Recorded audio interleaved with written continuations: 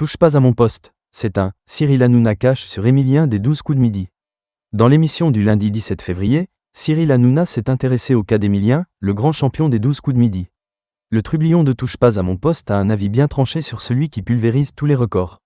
Un dernier tour et puis s'en va ? Cyril Hanouna et ses chroniqueurs ont une épée de Damoclès au-dessus de la tête depuis que l'Arcom s'est prononcé en faveur de l'arrêt de C8 sur la TNT. Mais avant la dernière du talk show, prévue à la fin du mois sur la chaîne, la bande continue de débattre des sujets de société et d'analyser les moments forts du petit écran.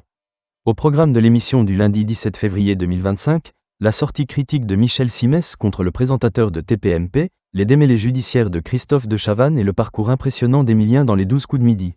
C'est incroyable, Cyril Hanouna fasciné par le parcours d'Émilien dans les 12 coups de midi. Il a inventé une nouvelle manière de répondre, a amorcé Cyril Hanouna pour lancer une séquence lors de laquelle le plus grand champion de l'histoire des jeux TV marque des points sans trop connaître le sujet de la question. Cette instinctive est devenue l'une des marques de fabrique de l'étudiant vendéen dont l'esprit de déduction est régulièrement souligné par un Jean-Luc Reichmann constamment impressionné.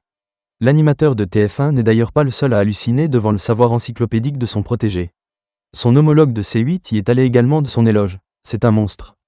C'est incroyable, a martelé le champion de padel, qui s'y connaît en compétition. Les téléspectateurs jaloux de la réussite d'Émilien ? Mais ce record de participation, plus de 500, ne fait pas l'unanimité chez les observateurs, lesquels accusent la production d'avantager le maître de midi.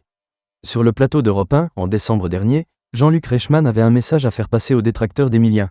Bien évidemment, il y a de la jalousie partout mais je n'hésite pas à dire. Si toutefois vous êtes jaloux, venez essayer de le détrôner. Pour le moment, aucun challenger n'est parvenu à faire vaciller un Émilien qui a mis au coffre 2 068 316 € dans sa cagnotte. Et à moins d'une surprise, il poursuivra son parcours là où Cyril Hanouna sera contraint d'arrêter le sien sur C8.